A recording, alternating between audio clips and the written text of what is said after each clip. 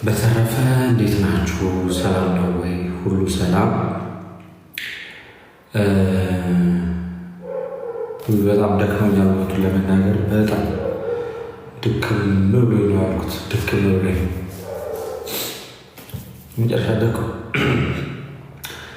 ደክሞኝ ያልኩት እንዲሁ የህዝበ ክርስቲያን መረበሽ ያን ያህል አስፈላጊ ስላልሆነ ነው ደግሞ የገባሁት።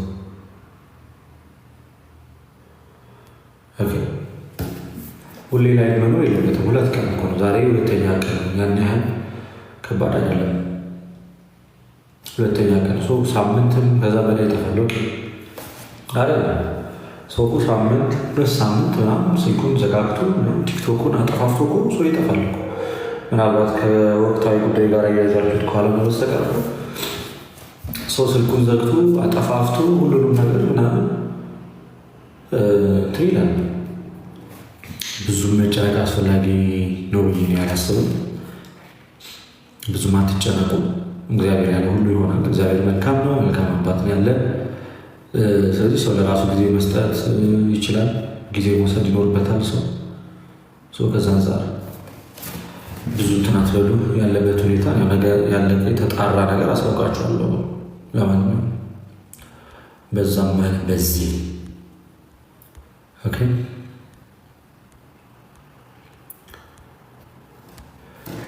እና ሳምንት እኮ ሰው ሊጠፋ ይችላል። ሳምንት ለዛ የጎረቤቶቹን አንዳንድ ሰዎችን ስልክ ስላገኘው እዛ እሱ የሚኖርበት አካባቢ የቀረኝ እዛ መደወሉ ሌላ ቦታ ደውያለሁ። የቀረኝ እዛ ነው። እሱን ደግሞ ደውልና በጠዋት አሁን የሚደወልበት ሰዓት አይደለም፣ መሽቷል። ስለመሸ አጣርቼ እነግራቸዋለሁ። ዓለምን በጦር አይደለም በፍቅሩ ያሸነፈ ጌታ ኢየሱስ ክርስቶስ ነውና ይህንን ስም ይዞ ሰው እኔ እንጃ ብዙ የሚጨነቅ ብዙ የሚቸገር አይመስለኝም። ነገር ግን እግዚአብሔር የተመሰገነ ይሁን። ምናልባት የኢትዮጵያ ኦርቶዶክስ ቲቪ ላይ የሆነ ሰዓት ኢንተርቪው ሰደረግ ተናግሬዋለሁ። እዚህ ቲክታክ ፕላትፎርም ላይ ከገጠሙኝ ነገሮች ውስጥ አንዱ ምንድነው ፕሮቴስታንት ከሆኑ ሰዎች 3 ጊዜ የግድያ ዛቻ ተሞክሮብኝ ያውቃል። እስፔሻሊ አንድ ግለሰብ ውጭ ሀገር ይኖር የነበረ ሰው ነው፣ ፕሮቴስታንት የሆነ ሰው ነው። ለጊዜው ስሙ ምናምን ዩዘሩ ምናምን መናገር አልፈልግም። የግድያ ዛቻ ግን አድርሶ ያውቃሉ። እግዚአብሔር የተመሰገነ ይሁን። ምንድነው መሰላችሁ እውነተኛውን ጌታ ኢየሱስ ክርስቶስን ይዛችሁ ስትሄዱ ምንም ነገር አያስፈራችሁ። ጌታ በሚያውቀው እውነቴን ነው የምላችሁ። ማለት ስለ ክርስቶስ መሞት ነውር አይደለም፣ ክብር ነው። ስለ ክርስቶስ መታሰር ለምሳሌ እኔ ፈለገ አትናቴዎስ ነገ ከነገ ወዲያ ኢየሱስ ክርስቶስ ስለሚለው ስም ሰዎች ቢያስሩኝና ብታሰር ለኔ ክብር ነው። በነገራችን ላይ ሰው ሰርቆ አይታሰር። ሰው ደፍሮ ሰው ገሎ ዘርፎ ሰርቆ አይታሰር እንጂ ስለ ክርስቶስ መታሰር እጅግ በጣም ትልቅ በረከት ነው። እና ተሙዬ እኔ እግዚአብሔር የተመሰገነውን እስካሁን እንደው ትንሽ ጾምና ጸሎት ስለቀነስኩ ነው መሰለኝ ብዙ ፈተናዎች አልመጡም። እንግዲህ ለሁላችን ክርስቲያኖች ወንድሞች ግን ያው ይሄ ትልቅ በረከት ነው። ክርስቲያኖች ወንድሞች እናንተ በስራ ቦታችሁ ተገላችሁ ሊሆን ይችላል። በተለይ የፋሲካ ጾምን የምታስቀድሱ እህቶቻችን በስራ ገበታችሁ ነጠላ ለብሳችሁ ቤተክርስቲያን ሄዳችሁ አስቀድሳችሁ ስለተመለሳችሁ ብቻ በብዙዎች ዘንድ ተነቃችሁ ተቃላችሁ ሊሆን ይችላል። ኦርቶዶክሳዊ የሆንከው ወንድሜ እግዚአብሔርን የምትፈራ ሰው ስለሆንክ ኢየሱስ የሚለውን ስም የምትፈራ ሰው ስለሆንክ በብዙ እህቶች ዘንድ እንደ ፋራ ተቆጥራ ሊሆን ይችላል። እግዚአብሔርን የምትፈራ ሰው ስለሆንክ በሴት ህይወት ላይ አትጫወትም። እግዚአብሔርን የምትፈራ ሰው ስለሆንክ በእህቶች ላይፍ ላይ አትጫወትም። ቁም ነገረኛ ነህ። ያልፈለካትን ሴት በአጠቃላይ ናፍቀሽኛል ወድሻለሁ እያልክ እንደው ባልጋ ከሷ ጋር በፍቶት አትወርቅም። እግዚአብሔርን የምትፈራ ሰው ስለሆንክ ግን በብዙ ሴቶች ዘንድ ግን ተንቀ ሊሆን ይችላል። በተመሳሳይ አንቺም ልክ እንደዛው እግዚአብሔርን የምትፈሪ ሴት ስለሆንሽ አታላይ ስላልሆንሽ በቃላት ጋጋታ ብቻ ሰውንም አላደለ እንደው ማታታይ አይነት ሰው ስለሆንሽ በብዙ ወንዶች ዘንድ አንቺም ተንቀሽ ሊሆን ይችላል። ይሄ በራሱ ትልቅ በረከት ነው። በነገራችን ላይ ክርስቶስ እጅግ በጣም የሚደንቀኝ ምን እንደሆነ ታውቃለህ? እያንዳንዷን ጥቃቅን የሆነችዋን ነገር በአጠቃላይ እያንዳንዷ ነገር ሳይቀር እየቆጠረ ለበረከት የሚያደርግ አምላክ ነው። ሰበብ እየፈለገ የሚምር ጌታ ነው ኢየሱስ ክርስቶስ።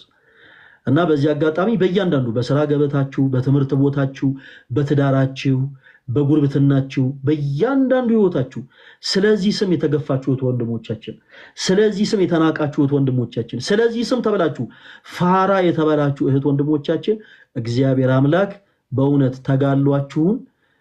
ተጋድሎ ሰማዕታት አድርጎ ይቀበልላችሁ። ልፋታችሁን እንደ ሰማዕታቱ አድርጎ ይቀበልላችሁ። ከኃጢአት በስተቀር የልባችሁ መሻት ይፈጽምላችሁ። እወዳችኋለሁ።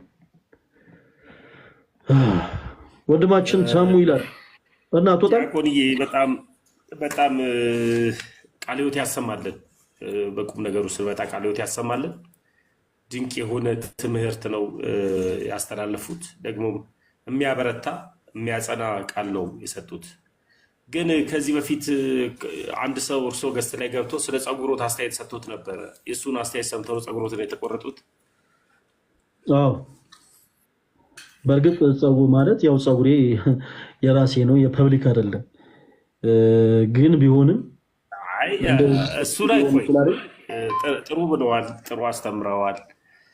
ቃለ ሕይወት ያሰማለን ብያለሁ። የፐብሊክ ባይሆን ኖሮ እንደዚህ አርገው አይቆረጡ ነበር እና አልገባኝም። እኔም እኮ የዛን ተሳሳትኩኝ፣ ከዛን ጊዜ ተሳሳትኩኝ ብዬ ነበረ። አይ ጸጉሬ ፐብሊክ አይደለም የኔ ብቻ ነው ምናምን ብዬ ነበረ። የተረዳሁት ነገር ግን ፈለገ አትናቴዎስ የሁሉም ነው። ፈለገ አትናቴዎስ የሆነ የኔ ነው ማለት የሚችል አድም ግለሰብ የለም። በነገራችን ላይ በዚህ ሰዓት ፈለገ አትናቴዎስ የሁሉም ነው። ስለዚህ ዋይናት ጸጉሬን መቆረጥ ስላለብኝ ብዬ ስለሆነ ተቆረጥኩኝ እንጂ ምንም አይነት ሌላ ልጅ ኖሮ አይደለም። ተባልክ ነው የተቆረጥከው? አይ የሆነ ሰው መሰልክ።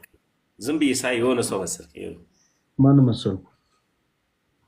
አይ እንዴ እኔ ማላውቀው ፈለገን ነው የሆንክብኝ። ድሮ ራሱ እንደዚህ አልነበርክም። እኔ ተመስገን። ምን አይነት መንፈስ! አይ ኦልሞስት አኬም መስለሃል ኮመንት ላይ።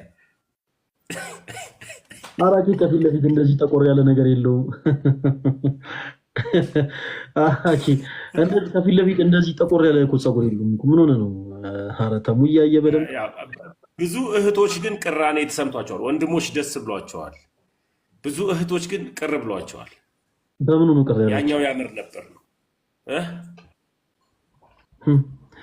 ደግሞ በጾታ ደግሞ ከፋፍለ ደግሞ ልታጨፋጭፈን ነው። በል እኔ የወንድሞችን የእህቶችም ነኝ። እኔ የወንድሞች ብቻ የእህቶች ብቻ የሚባል አይደለም። እውነት ፈለገ አትናቴዎስ የሁሉም ነው። እዚህ ውስጥ ያሉ የሁሉም እናቶች ልጅ ነው ፈለገ አትናቴዎስ። እዚህ ውስጥ ያሉ የሁሉም አባቶች ልጅ ነው። እዚህ ውስጥ ያሉ የሁሉም ወጣት ወንድም እህቶች ወንድም ነው ፈለገ አትናቴዎስ። አያመናፍሱት አይደለም።